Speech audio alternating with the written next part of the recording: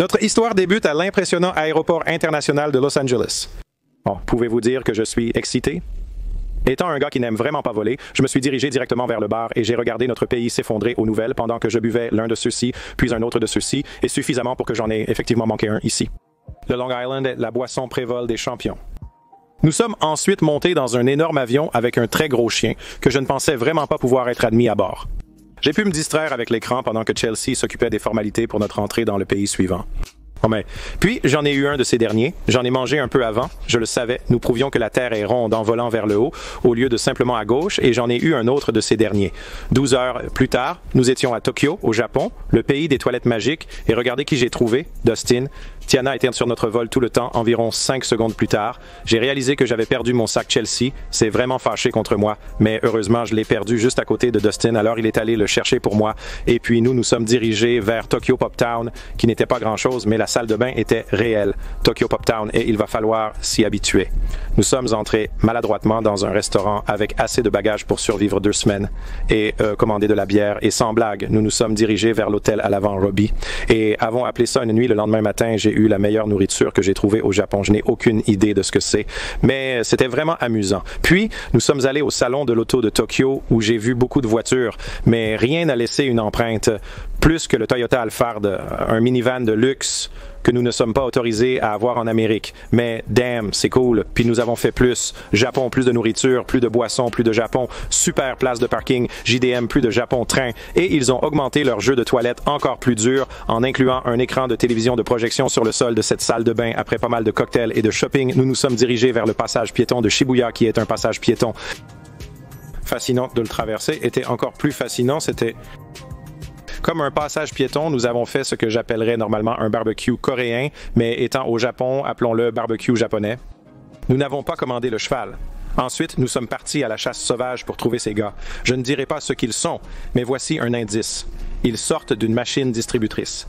Le lendemain matin, il est temps de quitter Tokyo pour se rendre à Osaka à plusieurs centaines de kilomètres.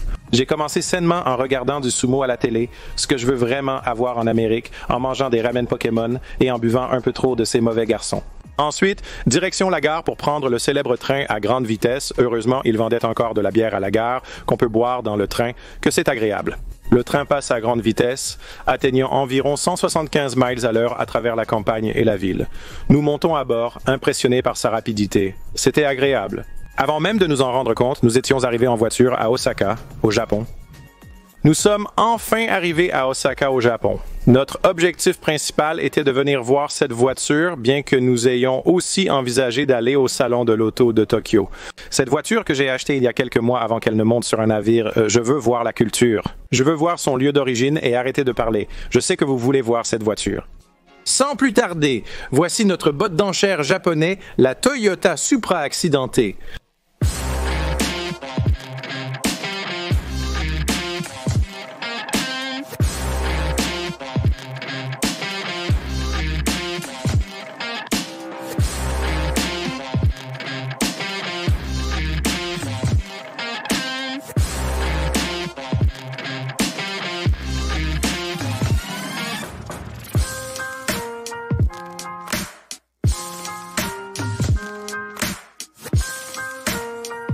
Nous venons tout juste de retirer cet objet du rack. Je n'ai eu que quelques minutes pour l'examiner.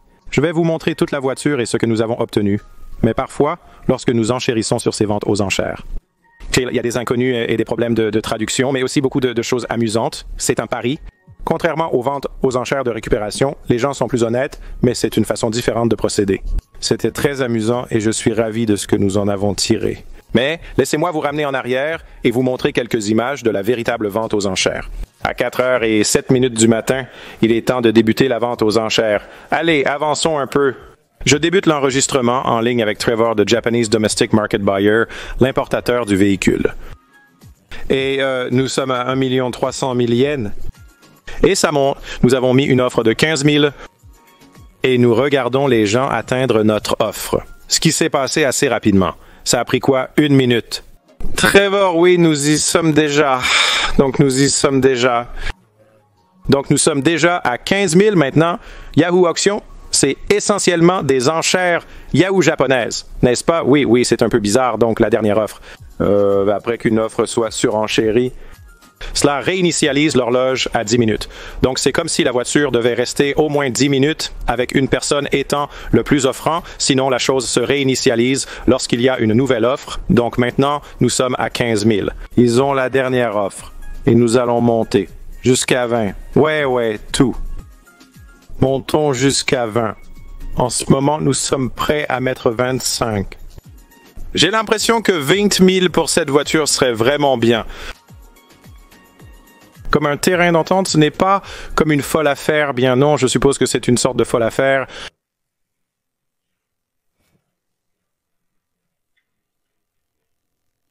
C'est juste si étrange de dire ça, comme c'est si étrange de dire ça, parce que quand j'ai commencé à travailler sur les voitures, vous pouviez simplement acheter une Super aux États-Unis pour 20 000 qui n'était pas accidentée, OK?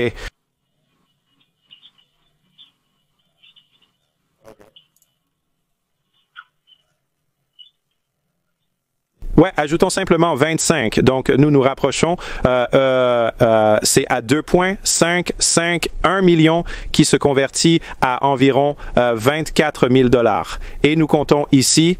Donc, nous pourrions voir, nous avons 5 minutes restantes. Si personne n'enchérit dans les 5 prochaines minutes, ce sera à nous, d'accord, 10 secondes. 8, 7, nous sommes toujours le plus offrant, oui.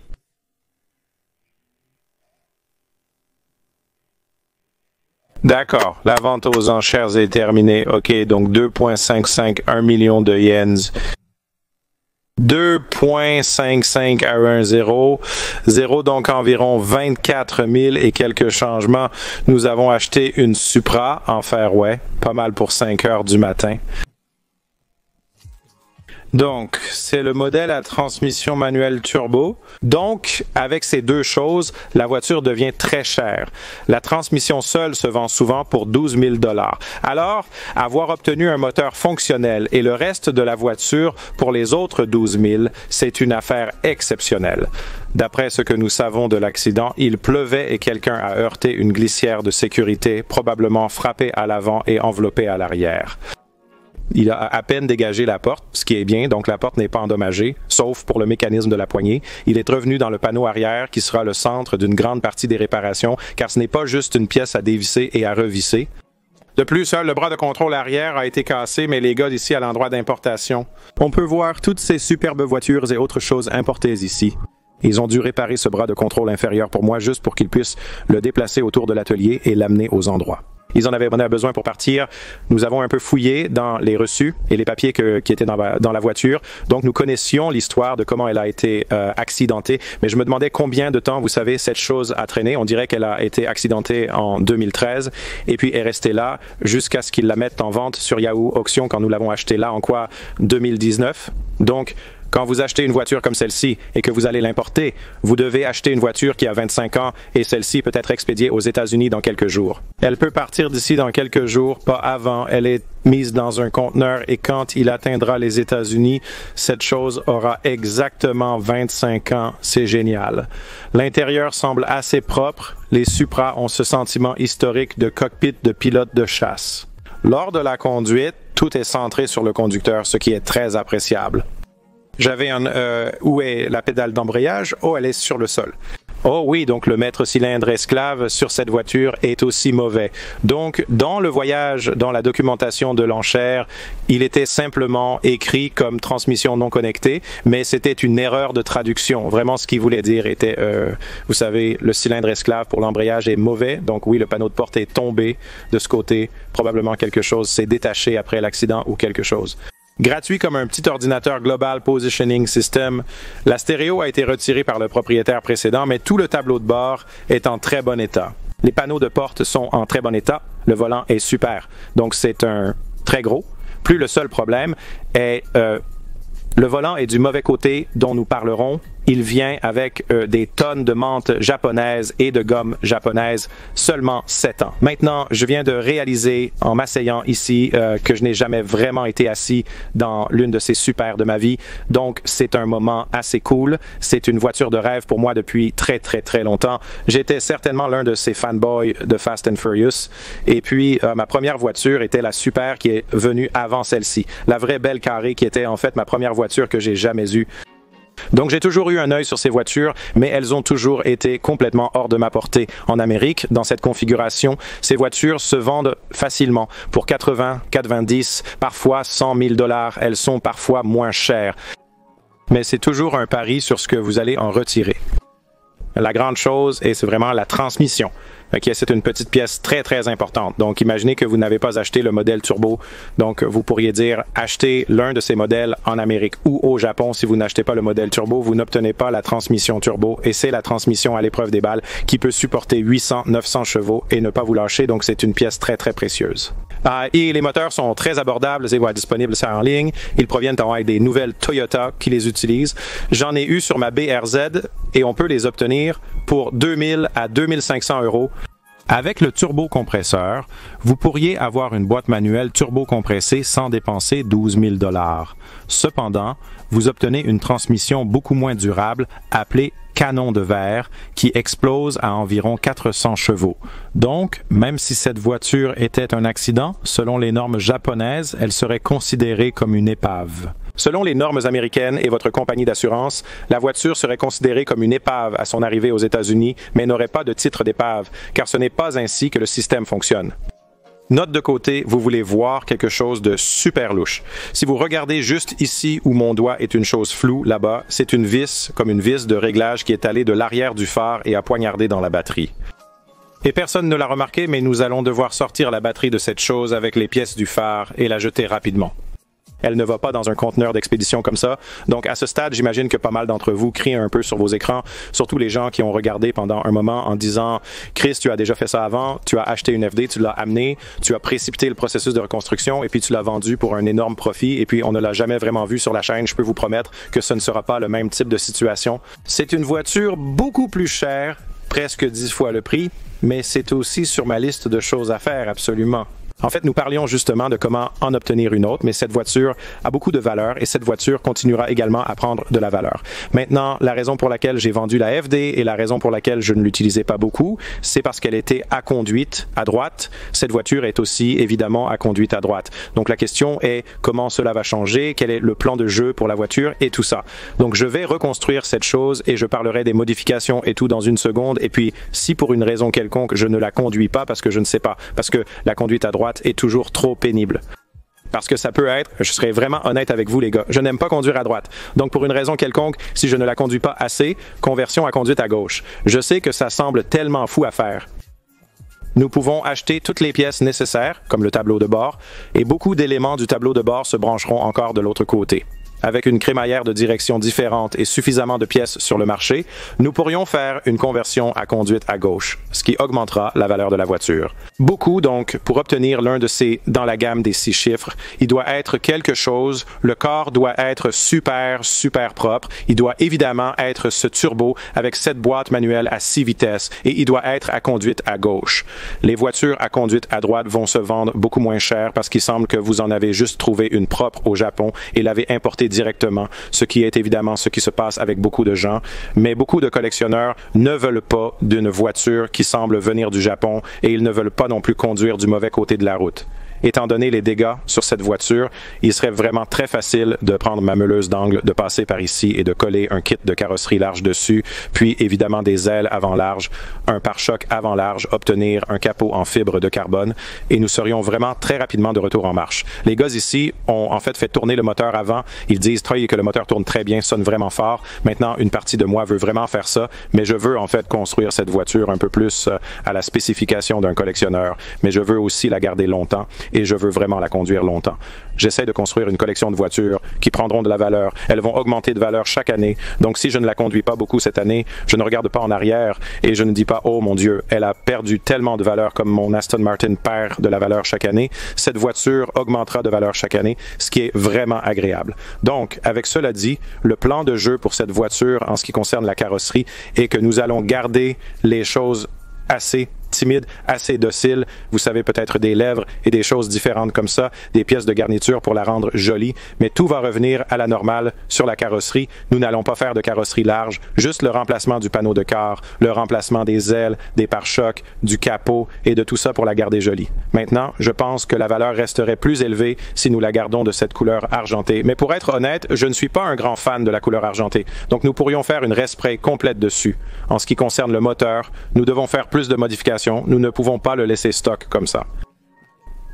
Cela peut maintenir une valeur plus élevée, mais ça ne vaut pas la peine pour moi car cette chose a un potentiel non exploité. Nous aurons un turbo unique Garrett, un collecteur d'admission remplacé, un embrayage amélioré. J'aimerais amener cette voiture à 600, 700, voire 800 chevaux. Je ne veux pas vraiment refaire le haut du moteur, donc nous allons probablement le pousser aussi loin que nous le pouvons avant de devoir jouer avec les têtes ou les cams ou quoi que ce soit de ce genre. Nous pourrions probablement aller assez loin en faisant simplement tourner un beau turbo unique et de la 85 sur l'un de ces, je pense que nous pourrions atteindre 700 chevaux, mais à la fin ce n'est pas vraiment un jeu de chiffres de chevaux pour moi. Comme nous avons nos moteurs LS et notre Huracan et nos autres voitures que nous construisons pour être de plus hauts chevaux une fois que nous l'aurons amené à une quantité raisonnablement très rapide mais saine. Vous savez, plus rapide qu'une Ferrari, comment ça il faut qu'elle soit plus rapide que la Lamborghini verte, plus rapide qu'une Ferrari de série. Une fois que nous y serons, nous dirons que c'est bon, un fait amusant. J'ai regardé, c'est une Supra de 1995. Si vous regardez les voitures que Ferrari fabriquait en 1995, acheter une Supra d'occasion est plus cher que d'acheter la Ferrari d'occasion. Vous avez peut-être remarqué que la voiture est arrivée avec les mauvaises roues. Ce sont des roues de GT-R R34 que Trevor me disait qu'elles sont assez chères. Donc cette voiture a dû attendre un peu, juste peut-être une semaine de plus, avant que nous soyons autorisés à la mettre dans un conteneur, vous savez, avec le temps de voyage estimé. Et tout ça, il faut s'assurer qu'elle est 100% légale quand elle arrive au port aux États-Unis et elle va aller à l'atelier de Trevor au Texas et ensuite elle va venir chez moi. Donc nous pouvons nous attendre à voir cette voiture probablement fin mars au plus tard. Et je ne suis pas sûr à 100% si nous allons nous plonger directement dans cette construction parce que nous avons d'autres choses en cours. Comme le LS Fest West et d'autres événements fous sur lesquels nous travaillons, nous nous lancerons rapidement dans cette construction. Mais le plus cool maintenant, c'est que je peux voir l'état de toutes les différentes choses que je veux commander. De toute évidence, les phares, nous avons besoin d'un nouveau support de base, ces supports de base inférieurs, comme support de base, tous les panneaux de carrosserie et tout ça. Nous pouvons commander ceux-ci, faire les recherches et commencer à obtenir les pièces et éléments nécessaires. Une fois le tout rassemblé, le panneau arrière nécessitera beaucoup de travail. Mais une fois que nous aurons terminé cela, aménager l'intérieur, faire les modifications et tout le reste que nous voulons faire ne sera pas vraiment difficile. Ce n'est pas aussi dur que de tout construire sur mesure, je peux dire autant. Et vous avez probablement vu, surtout si vous nous suivez sur Instagram, que nous avons l'autre chaîne, la chaîne Behind the Build. Donc si vous voulez voir un peu ce que nous faisons, quelles pièces nous commandons et les différentes recherches que nous faisons et comment nous déterminons ce qui sera le moins cher, ce qui sera le meilleur, etc., nous documenterons cela sur la chaîne Behind the Build. Et si vous ne l'avez pas déjà vu, nous sommes allés au Tokyo Auto Salon et nous avons documenté cela. Et c'est aussi sur la chaîne Behind the Build. Alors suivez-nous là-bas, abonnez-vous là-bas et oui, c'est un bon moyen de voir un peu l'état des choses. Nous essaierons certainement de faire des vidéos de mise à jour de l'état des choses. Où en est cette chose par rapport au monde? Est-elle proche de l'Amérique? Est-elle proche de nous? Quelles pièces avons-nous obtenues pour elle et tout le reste? Donc c'est tout les gars, c'est l'histoire de comment j'ai acheté ma voiture de rêve Japanese Domestic Market accidentée. C'est littéralement ma voiture préférée. Si je devais choisir parmi toutes les voitures Japanese Domestic Market, ce serait celle-ci. Je suis tellement heureux que nous l'ayons. J'ai hâte de la ramener aux États-Unis. Ma FD me manque et nous avons effectivement parlé. Je pense qu'il est peut-être temps de construire une collection. Alors que diriez-vous d'une RE33, d'une FD et d'une Supra? Je pense qu'il serait génial de les avoir toutes. Je ne sais pas si nous pourrons toutes les construire cette année, mais nous allons certainement faire du shopping, c'est le moins qu'on puisse dire. C'est assez drôle comment cela s'est terminé. Nous, quelques Américains, sommes allés sur un site web japonais, avons acheté une voiture au Japon pour la renvoyer en Amérique, mais je suis allé au Japon pour la voir avant qu'elle ne parte et je suis vraiment content de l'avoir fait. La culture japonaise a été très amusante à découvrir, apprendre toutes les différentes choses ici, comme prendre le train pour aller partout, s'il faut prendre le train partout. C'était vraiment très amusant. Donc ce fut un très bon moment. Merci à tous ceux au Japon qui ont été si gentils et à tous nos fans japonais, à tous ceux qui sont venus nous aider et qui nous ont rencontrés et passé du temps avec nous ici. Ce fut une expérience vraiment très amusante. Ce fut un pays incroyable à visiter et je suis sûr que ce ne sera pas ma dernière fois. Alors, merci beaucoup à vous tous d'avoir regardé. J'espère que vous êtes excités pour cette prochaine construction. Malheureusement, il va y avoir un peu de retard. Mais hey, fin mars, nous vous dirons quand elle arrive. À bientôt. Paix.